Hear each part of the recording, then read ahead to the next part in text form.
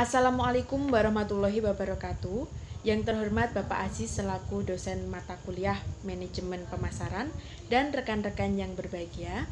Pada kesempatan kali ini kami dari kelompok 6 Akuntansi 4A akan mempresentasikan mengenai identifikasi segmen pasar dan target. Sebelumnya izinkan kami untuk memperkenalkan diri. Saya Indi Lutfianti, NIM 1903111052 sebagai moderator, dan rekan saya terdiri dari Pandan Arifatul Sukma, NIM 1903111022. Yang kedua yaitu Dwi Widianti, NIM 1903111037, dan Anisha Perwitasari, NIM 1903111056. Langsung saja kita menuju ke materi pembahasan. Assalamualaikum warahmatullahi wabarakatuh. Perkenalkan, nama saya Pandan Arifatul Sukma, NIM 190311102022. Pengertian segmen pasar. Pengertian segmentasi pasar dari berbagai teori. 1. Segmentasi pasar adalah usaha untuk mengelompokkan pasar dari yang bersifat heterogen menjadi bagian pasar yang memiliki sifat yang homogen. Kata Gito Sudarno tahun 2008. 2. Segmentasi pasar adalah membagi sebuah pasar ke dalam kelompok pembeli berbeda yang mungkin menghendaki pemasaran atau produk terpisah. Kata Abdan tahun 1997, halaman 227. 3. Menurut Dermawan Kertanegara,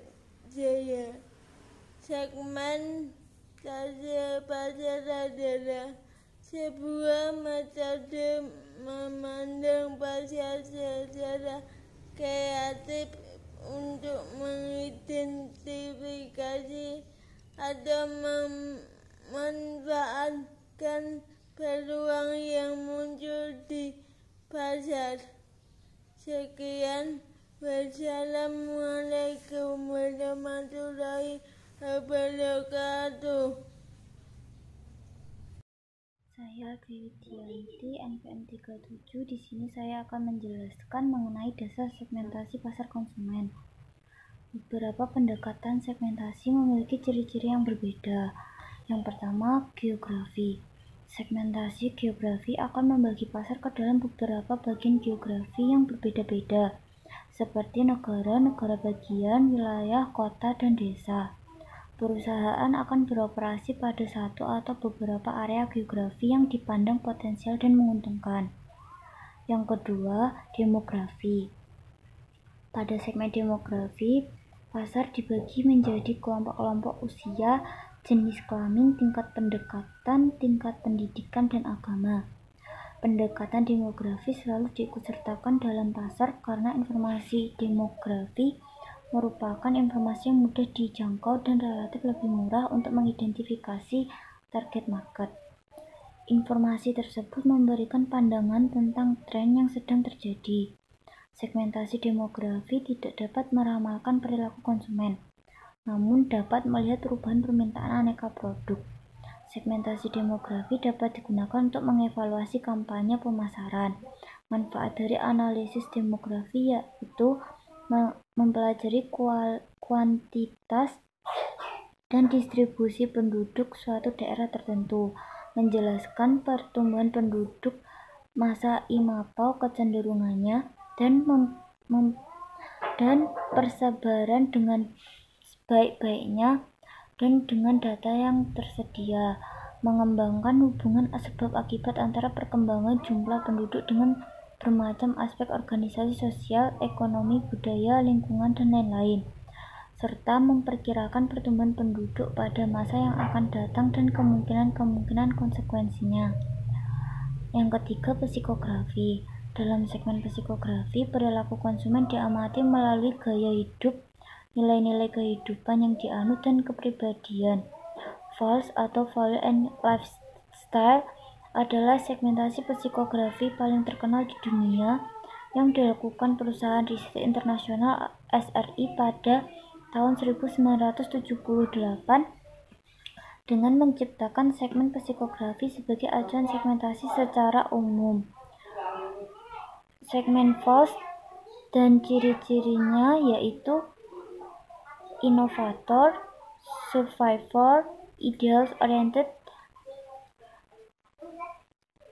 achievement oriented, serta action atau self-expression oriented.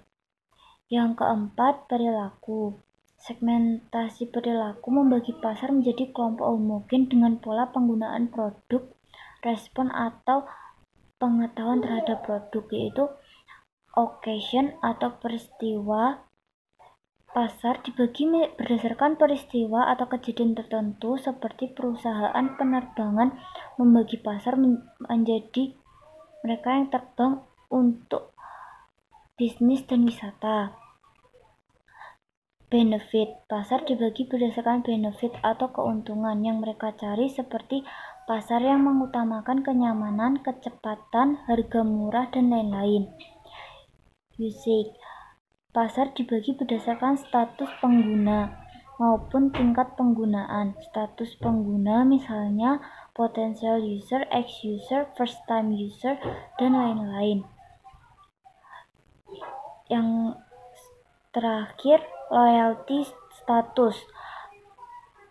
Pada pasar dibagi berdasarkan tingkat loyalitas, yakni loyalis, potential loyalis,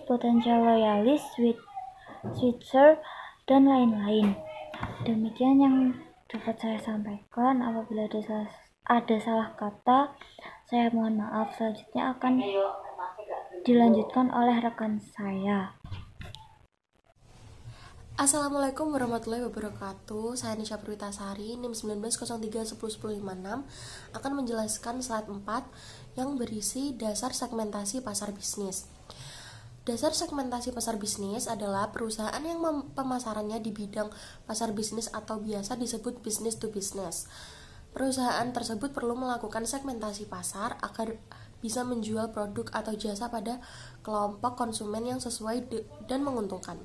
Segmentasi pasar bisnis juga dapat dilakukan dengan beberapa variabel sebagai berikut. 1. Demografi, 2. Jenis operasi, 3. Pendekatan pembelian, 4. Faktor situasi, dan 5. Karakteristik individu. Sebelum melakukan segmentasi, sebaiknya melakukan 3 tahap berikut, yaitu 1. Survey stage, 2. Analisis stage, dan 3. Profiling stage. Sekian dari saya. Wassalamualaikum warahmatullahi wabarakatuh. Terima kasih.